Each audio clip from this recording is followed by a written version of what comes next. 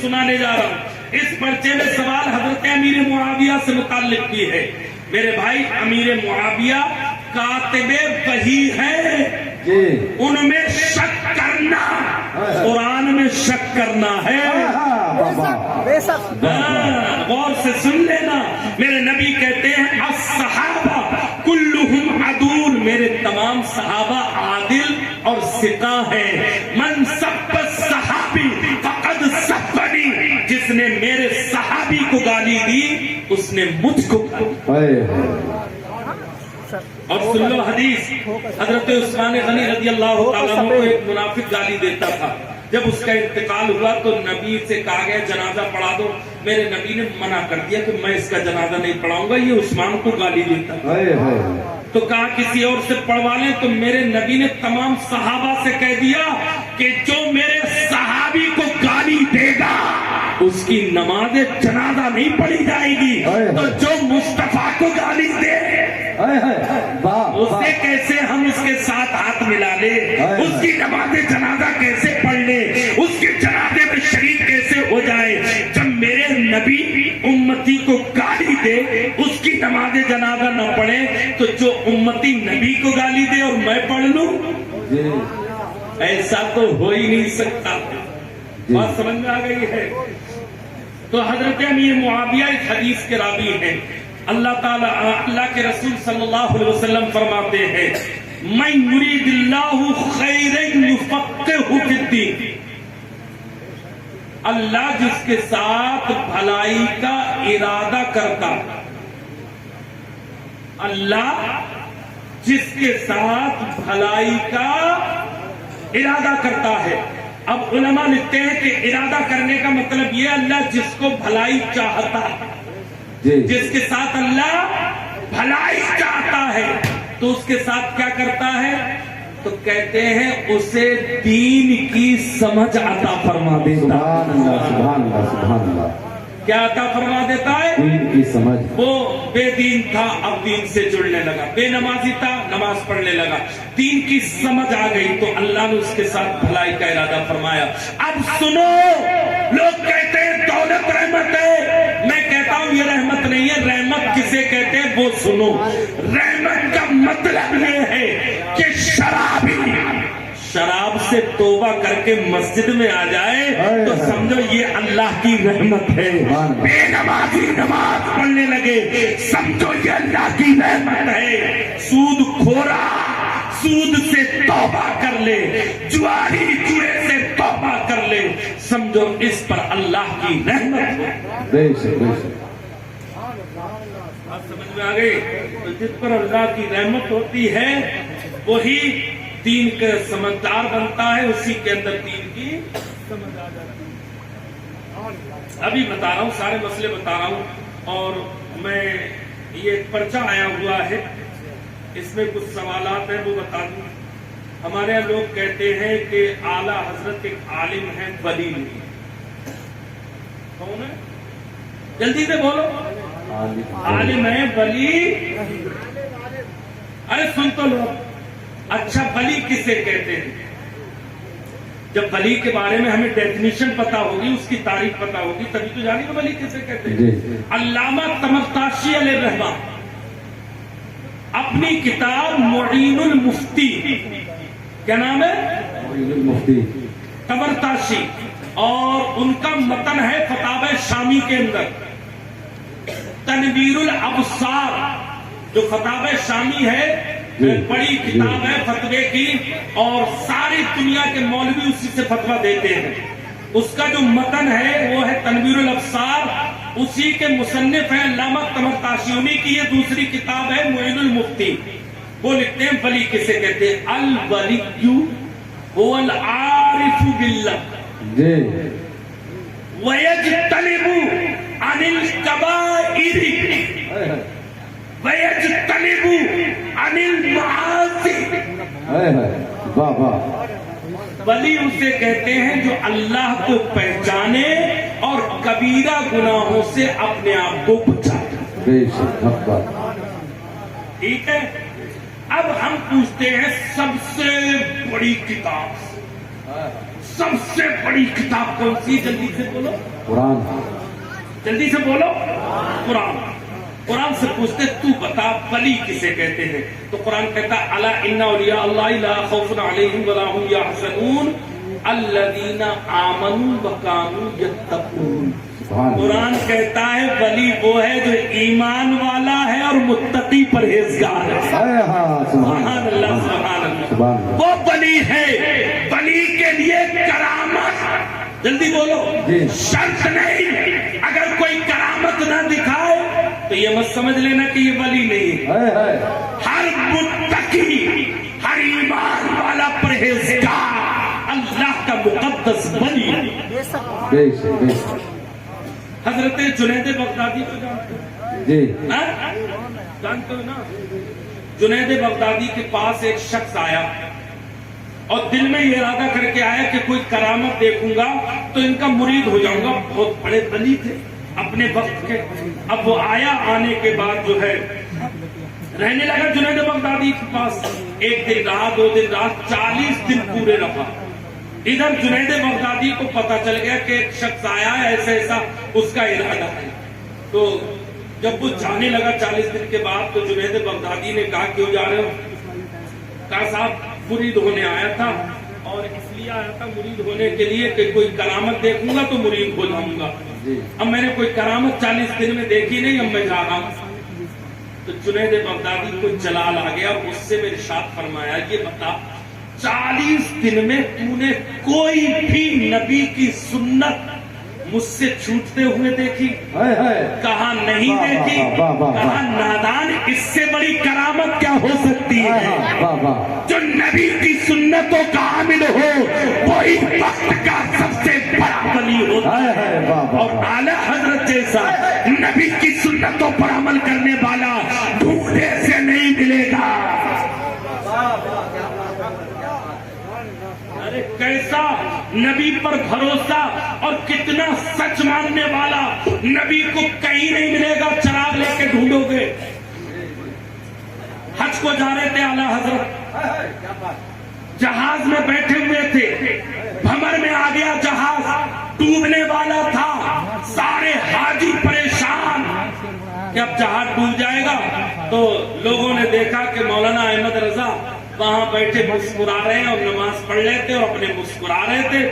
لوگوں نے کہا تمہیں ڈر نہیں لگ رہا کہ اب یہ جہاز ڈوبنے والا ہے، موت ہمارے نگاہوں کے سامنے ہے؟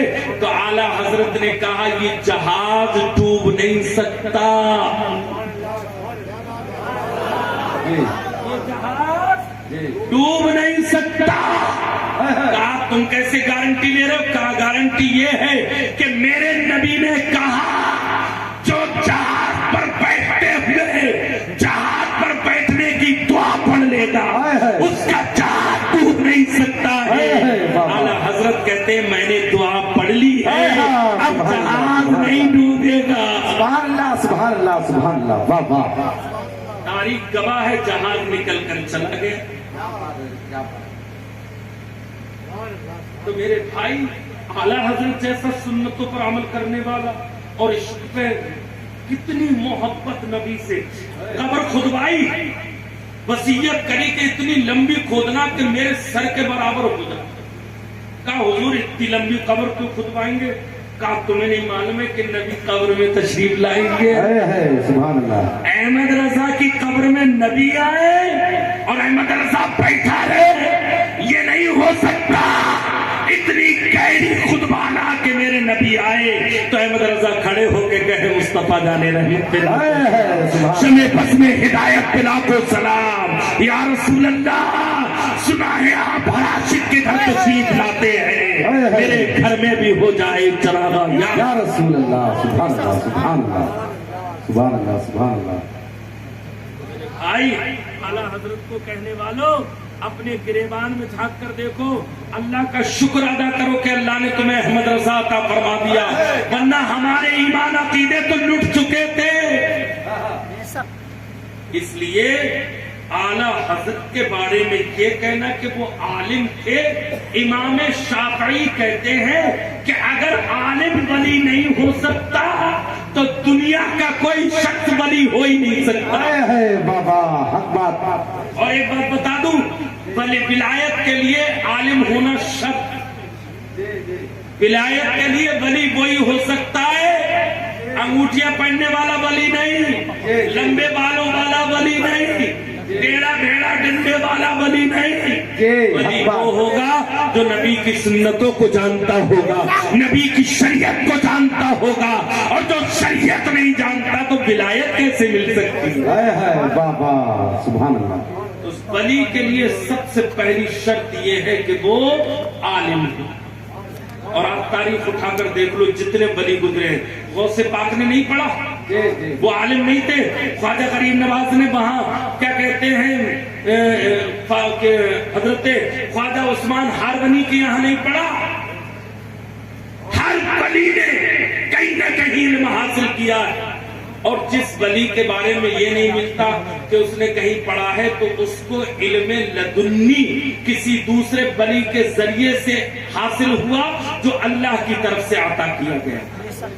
مگر ولی کے لیے علم ہونا شرط. لوگ کہتے ہیں مسلک اعلیٰ حضرت کو پانچواں مسلک کہتے ہیں. تمہارا گدھے گدھے. ابھی مسلک کے معنی ہے چلنا. کیا چلنے کی جگہ. مذہب ہمارے چار ہیں, مذہب امام اعظم, شافعی, حنبلی. یہ مسلک تو کسی بھی ولی کسی بھی انسان کا ہو سکتا ہے. مسلک کے معنی ہے راستہ چلنے کی جگہ. تو آپ اپنے باپ کے طریقے پر چل رہے ہو تو آپ اپنے باپ کے مسلک پر ہو. کیسی عقلیں ماری گئی ہیں. مسلک اور مذہب میں فرق ہے. بات سمجھ میں آ رہی ہے آپ کے. مسلک کے معنی چلنے کی جگہ. آپ کسی بزرگ کے طریقے پر چل رہے ہو تو اس کے مسلک پر عمل کر رہے ہیں. مذہب وہی ہے جو امام اعظم, امام شافعی, امام مالک اور امام احمد ابن حنبل کا. بات سمجھ میں آ گئی. اب رہی بات یہ کہ مسلک اعلیٰ حضرت کوئی پانچواں مسلک نہیں. یہ بالکل ایسے سمجھ لو مثال میں جیسے تمہارے علاقے کے یہ کیا نام ہے ان کا مولانا عبد الواحد یہاں کے پردھان بھی ہے.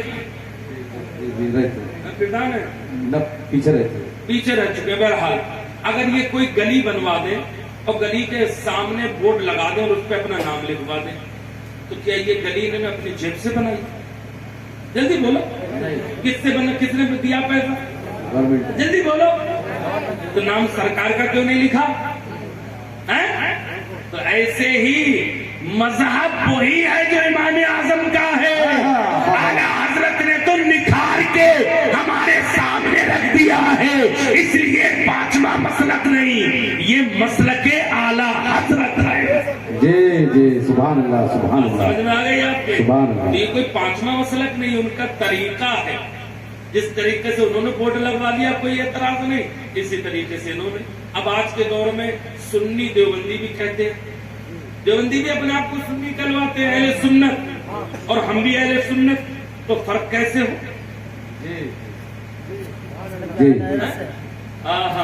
فرق ایسے ہی ہوگا. دروازے پہ لکھ دو مسلک اعلیٰ حضرت, سے ہی دیکھ کے سمجھ جائے گا نبی کا دیوانہ ہے. سمجھ میں آ رہی ہے. اور کیا ہے بھائی, امیر معاویہ کے بارے میں بتا دیا.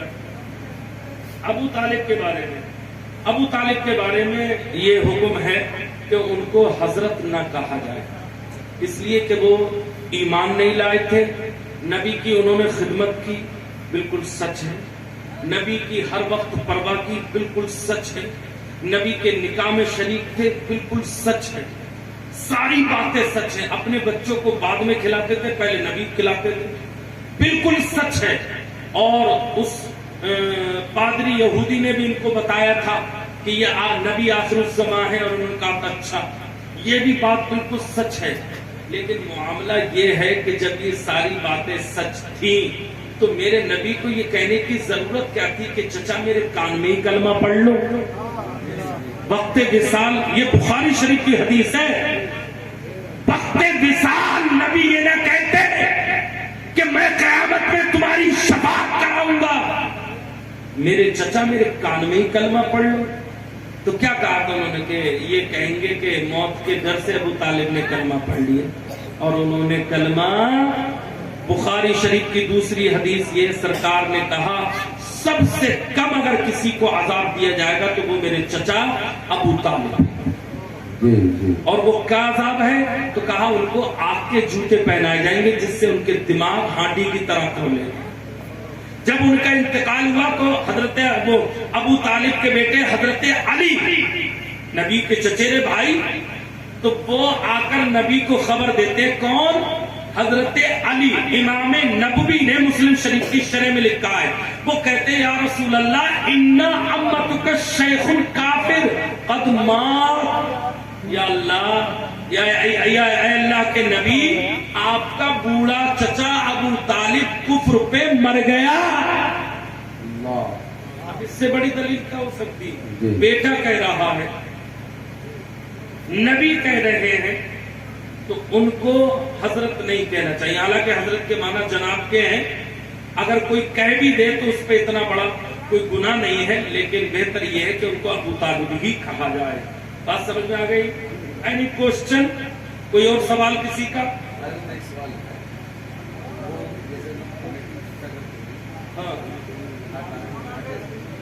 کمیٹی ساری حرام، ایک طرف سے صرف ایک کمیٹی جائز، اور وہ یہ ہے کہ جتنے جمع کی اتنے ہی مل جائے، کوئی گھٹا نقصان نہیں۔ اگر 10,000 جمع کیے تو 10,000 واپس مل جائے، تو یہ کمیٹی تو جائز ہے۔ اس کے علاوہ جتنی کمیٹیاں ڈالتے ہو گھٹے سے، نقصان سے، اس سے، اس سے، وہ سب ناجائز اور حرام ہے۔